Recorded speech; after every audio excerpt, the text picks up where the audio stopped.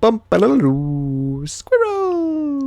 So hello, and welcome to another Legends of Runeterra video. My name is Chris, and today we've got IRELIA'S followers.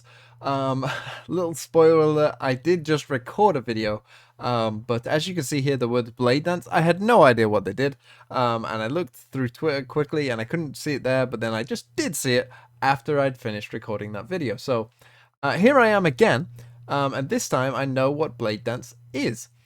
So, let's get into this. So we'll start with the non-Blade Dance cards because there are 3 of them. So we'll start with the 2 that you will first understand what they do straight away, and then I'll go into it. So Coastal Defender, it's a 4-mana 2/6. When you summon an ally, give me 2/0 this round. So 6 health, of course, a lot. For this card, I feel like it's a pretty solid card. You know, it has its uses in certain decks, but it's not crazy or anything. But the 6 health, of course, is pretty scary, and if you can get 2 big attacks off with it, then it could be very scary. And you think of things like ephemerals, or, you know, really anything that just summons a lot of units. Maybe a sort of just generic swarm deck could use something like this. Could also be used in some kind of combo deck.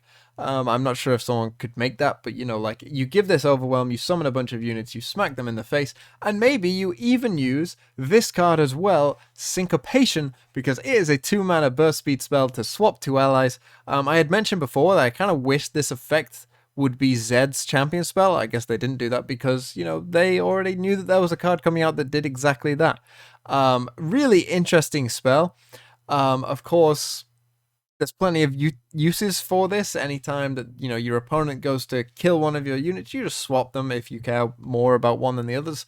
I think that this is a spell that will hit certain decks hard and be really, really good. But in other instances, you know, it's not a crazy card on its own, right? You have to be in the right deck. And I think the decks that are going to be using this are ones where you have units that you want to keep alive, obviously, which is most decks, but also ways of generating units that you don't care that much if they die. Sort of like Azir, or the Blades in this case would be another very good example. Because of course you don't really care if a Sand Soldier dies, and you know, say they go to Vengeance, I don't know, Azir, or like kill a Lucian, or Lucian Azir, although that would be 3 colors, so ignore that. But you know, that's the kind of thing that you want to be doing it on. You want to keep your important unit alive and trade it with something that's, you know, probably generated would be the best thing. You know, you also think of like within the region, like Eye of the Dragon would also be, you know, something you swap with the Dragling if they go to kill your Eye of the Dragon, and it's a nice little way of keeping it alive. And you know, it can act as like a pseudo deny. It's not deny necessarily, but it can act like, you know, it can mess up your opponent's plans, particularly if they go for something big like a Vengeance.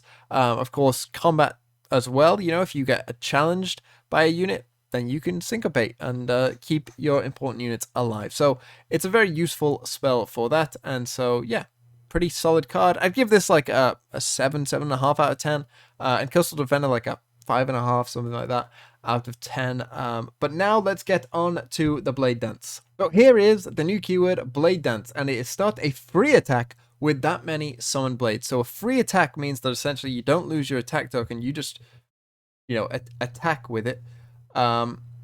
Which is very interesting. Of course, has a combination with scouts that is really interesting. You could see like a Blade scout deck, because if you are on a defensive, oh no, would that work? I don't know, because it works with Cataclysm, right? But only if you use it on the scout unit, and the scout isn't actually doing it. So no, I disregard that, what I just said. But anyway, so you're going to start a free attack with that many Summon Blades. So you play this as a 2-mana 2/1, and you get a free attack with the little blade. And I will just go back and show you what a blade is, of course. So the blade was the very first thing that we saw, the obliterate me when I leave combat, the little 1/1/1. But now that we know what it does, we can look at what these cards are doing. So let's start here from left to right. The Zinnia Steel Crescendo is an 8-mana 3/5. When you Blade Dance, I attack with the blades and play Blade Dance 1. You know, it's a very costly 8 mana for a 3/5 elusive. You will get it essentially as a free attack, as a rally that can join in with the Zinnia Steel Crescendo. But it seems to come down a little too late for this to be really that good, and it doesn't have a good enough stat line itself to be truly worth it. Like, it's not like you're doing like 5 damage to them or whatever. 3 is fine, and it does have elusive, so it probably won't be able to be blocked. But an 8 mana card that just doesn't do, like, it rallies in a way, but not like a proper rally. Like, you're gonna attack with a 1/1 and a 3/5 elusive, and that's it. I don't think that this card will probably see that much play. I'd be surprised. But maybe I'm underestimating Blade Dances as a whole. So it very well could, but I'd be surprised. So on to Blossoming Blade, which probably has a better chance of coming out, which is a 4 mana 3/3. Play Blade Dance 2. So you're gonna get 2 blades instead of 1, and of course all of these cards have very good Field Musician synergy, because they're just giving you free units, and Field Musician, if you have it down, will just essentially be drawing you cards non-stop. So it's a very interesting card. There is also some recall synergy here, and if you recall this and you play it again, it's a nice little effect, whatever, yeah. So this one's okay. There's probably some combos with Blade Dance that I haven't quite thought about yet, and please let me know what the best sort of Blade Dance combo is. I don't think that Scout one would work, but maybe I'm misreading it. There isn't a rulebook for this game, so it's sometimes difficult to understand. But Blossoming Blade is like okay, I think. We'll have to see Irelia to see how much, like, if her level up is based off this Blade Dance, to see whether you will play this card or not. It's okay. It's a 4 mana 3/3, which is okay. Like, if you have a good enough ability, a 4 mana 3/3 does get played, like Babbling Bjerg, Yodel Grifter used to, but doesn't really see much play anymore. So it's like, if you're good, you will get played, but if you're like slightly below average, you won't see play. And then finally we have Ribbon Dance, which is 2 mana 2/1, play Blade Dance 1.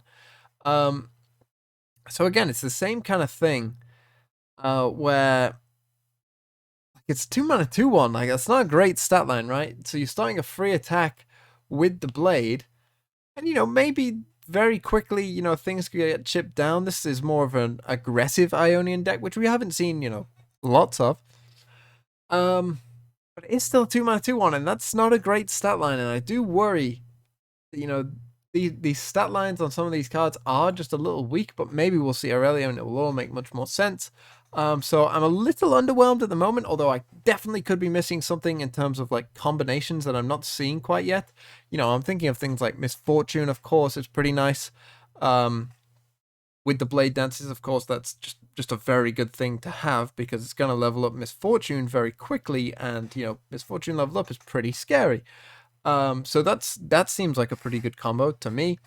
Could you run Ionia Bilgewater Elusive? It's kind of never been done before. They are 1 mana cards, so they do also benefit from something like Jagged Taskmaster, which is something that I'll definitely be doing now that I think about it.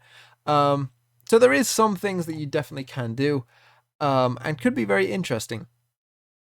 So yeah, I don't know. These are tough to evaluate without like fully seeing the whole package, I think. But at the moment, I'm a little underwhelmed. Could be wrong. I'd probably give, like this, I just don't think would be a good card unless I'm really undervaluing Blade Dances. So I'd give this like a 4, maybe. Maybe it'll be good. Blossoming Blade, again, like maybe like a 5 or a 6, somewhere in that range. But again, if I'm underestimating this, then just bump everything up 2 points. It's very possible that I am. And again, for Ribbon Dancer, probably like a 6, I would say. The only other 2 mana 2/1 that I can think of is Avarossan Sentry, and that does draw you a card, which is pretty good. So yeah, I'm not quite sure that Blade Dancing would be as good as drawing a card. If it is, then this is going to be a pretty strong archetype, I'll tell you that. But I don't think it will be. So again, this is like in the 5.5, 6 range, I think, and that is today's reveals. I'm certain Irelia will be something to do with Blade Dance, and the schedule is going to be this. Irelia comes out tomorrow. Pretty sure the expansion comes out on the 5th, so tomorrow you're going to get Irelia, and you're going to get, prototype lists for you to enjoy on day 1 that I will theory craft for you, and I've already got some pretty neat ideas, so look forward to that, and yeah, I'll see you next time with another Legends of Runeterra video, but for now, have a really nice day.